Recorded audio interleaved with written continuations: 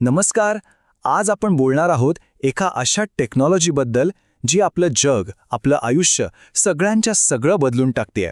हो, मी बोलतोय artificial intelligence म्हणजेच AI बद्दल. तर मग हाच तो मोठा प्रश्न आहे की AI आपल्या नोकऱ्यांसाठी एक मोठी संधी आहे की संकट? हा गुंतागुंतीचा प्रश्न आहे, नाही का? चला तर मग याचं उत्तर शोधायचा प्रयत्न करूया. बघूया की AI आपल्या कामापासून ते आपल्या रोजच्या जगण्यापर्यंत नेमकं काय आणि कसं बदल घडवतंय. सगळ्यात आधी आपण काही प्रत्यक्ष उदाहरणं बघूया, म्हणजे लक्षात येईल की AI नक्की कुठे आणि कसा बदल घडवतोय. सगळ्यात पहिलं आणि खरं तर खूप महत्त्वाचं क्षेत्र म्हणजे शिक्षण. आता बघा, आजपर्यंत आपली शिक्षण पद्धती कशी होती?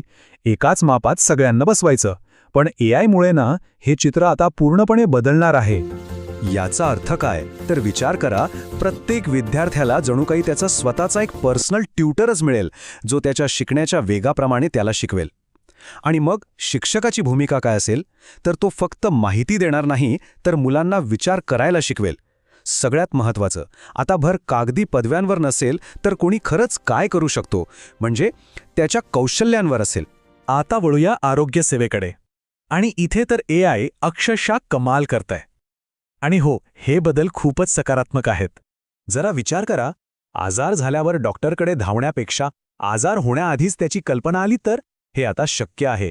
आपल्या हातातलं स्मार्टवॉच किंवा इतर सेन्सर्स हेच काम करतायत. एवढेच नाही तर रोबोटच्या मदतीने होणाऱ्या शस्त्रक्रिया जास्त अचूक होत आहेत आणि ज्या औषधांच्या शोधाला कित्येक वर्ष लागायचे ती आता काही महिन्यात सापडत आहेत. किती मोठा बदल आहे हा. आणि आता बोलूया आपल्या देशासाठी सगळ्यात महत्त्वाच्या क्षेत्राबद्दल, शेती. भारतासारख्या देशात तर AI शेतकऱ्यांसाठी एक वरदानच ठरू शकतं. म्हणजे कसं तर बघा, AI आता फक्त पाऊस पडेल की नाही हे सांगणार नाही, तर ते जमिनीचा आणि हवामानाचा अभ्यास करून सांगेल की पेरणीसाठी सर्वोत्तम दिवस कोणता आहे. ड्रोन वापरून अगदी अचूक फवारणी करता येईल, म्हणजे वेळ आणि पैसा दोन्ही वाचेल. इतकंच नाही तर कोणत्या पिकाला बाजारात चांगला भाव मिळेल याचाही अंदाज AI देईल. याचाच अर्थ शेतकऱ्याला थेट उत्पन्न वाढ आणि आर्थिक सुरक्षा मिळेल. बरं, इतके मोठे बदल होत असताना सगळ्यांची मतं सारखीच असतील असं नाही. साहजिकच आहे, यावर वेगवेगळे दृष्टिकोन आहेत. तर मग पाहूया नक्की कोण काय म्हणतोय. इथे आपल्याला दोन अगदी विरुद्ध बाजू दिसतात. एका बाजूला आहेत मोठमोठ्या टेक कंपन्या. त्यांचं म्हणणं आहे की घाबरण्याचं काहीच कारण नाही. AI आपला शत्रू नाही, तर एक को पायलट किंवा सहकारी आहे. तो आपलं काम सोपं करेल आणि प्रॉम्प्ट इंजिनिअरसारख्या नवीन नोकऱ्या तयार होतील. पण दुसरी बाजूही आहे. अनेक तज्ज्ञ इशारा देत आहेत की क्लर्क, कोडर अशा अनेक नोकऱ्या धोक्यात येऊ शकतात, ज्यामुळे समाजात श्रीमंत आणि गरीब यांच्यातली दरी अजूनच वाढेल. अच्छा, मग ह्या सगळ्यात सरकार काय करतंय? तर सरकार फक्त बघ्याची भूमिका घेत नाहीये. उलट भारत सरकार या बदलासाठी खूप सक्रियपणे तयारी करतंय. जसं की स्किल इंडिया मिशन आहे, ज्यातून तरुणांना AI आणि डेटा सायन्स शिकण्यासाठी प्रोत्साहन दिलं जात आहे. लवकरच एक डिजिटल इंडिया कायदा येतोय, जो हे सुनिश्चित करेल की AIचा वापर सुरक्षित आणि नैतिक पद्धतीनेच होईल. आणि जसं आपलं UPI आहे ना, तसंच सर्वांसाठी खुले AI मॉडेल बनवण्यावरही भर दिला जातोय, जेणेकरून यावर काही मोजक्या कंपन्यांची मक्तेदारी राहणार नाही.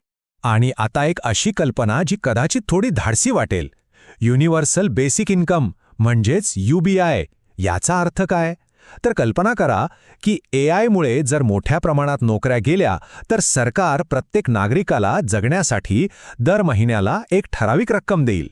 एक प्रकारचा सुरक्षा कवच, जेणेकरून लोकांच्या मूलभूत गरजा भागतील. आणि हो, ही फक्त कुठली तरी कल्पना नाहीये. जगभरातले मोठे नेते यावर आज गंभीरपणे विचार करत आहेत. पण प्रत्येक गोष्टीला दोन बाजू असतात, बरोबर? तसंच AIच्या या सगळ्या संधींसोबत काही गंभीर आव्हानं, काही धोकेसुद्धा आहेत, आणि त्यांच्याकडे दुर्लक्ष करून अजिबात चालणार नाही. सगळ्यात पहिलं आणि मोठं आव्हान आहे प्रायव्हसीचं, म्हणजे आपल्या खाजगी माहितीच्या सुरक्षेचं. आपला सगळा डेटा AIच्या हातात जाणार, त्याचा गैरवापर होण्याचा धोका आहेच. दुसरा मोठा धोका आहे डीपफेक आणि खोट्या बातम्यांचा, म्हणजे कोणीही कोणाचाही आवाज आणि चेहरा वापरून खोटे व्हिडिओ बनवू शकतं. विचार करा, समाजात किती गोंधळ माजू शकतो. आणि तिसरी गोष्ट ती म्हणजे आपण स्वतः. प्रत्येक लहान सहान गोष्टीसाठी AIवर अवलंबून राहिलो तर आपली विचार करायची, कष्ट करायची सवयच निघून जाईल की. मग आता प्रश्न उरतो की या सगळ्यावर उपाय काय? या नवीन जगात टिकून राहण्यासाठी, यशस्वी होण्यासाठी स्वतःला कसं तयार करायचं? आणि हाच तर सगळ्यात महत्त्वाचा मुद्दा आहे. तर सगळ्यात पहिली गोष्ट आहे आपली मानसिकता बदलणं. हे भविष्य माणूस विरुद्ध AI असं नाहीये. हे भविष्य आहे माणूस आणि AI सोबत काम करण्याचं. हे एक वाक्य आहे जे खूप महत्वाचं आहे आणि यातच सगळं सार आहे. AI माणसांची जागा घेणार नाही, पण AI वापरणारा माणूस AI न वापरणारा माणसाची जागा नक्की घेईल. म्हणजे बघा, धोका AIचा नाहीये, धोका आहे काळानुसार न बदलण्याचा. तर मग साहजिकच प्रश्न येतो की ही तयारी करायची तरी कशी, कार करायला हवं?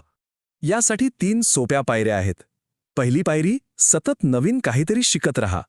टेक्नॉलॉजी खूप वेगाने बदलतीये, त्यामुळे आपल्यालाही सतत शिकत राहावं लागेल. दुसरी पायरी, अशा कौशल्यांवर लक्ष केंद्रित करा जी AI कधीच कॉपी करू शकत नाही.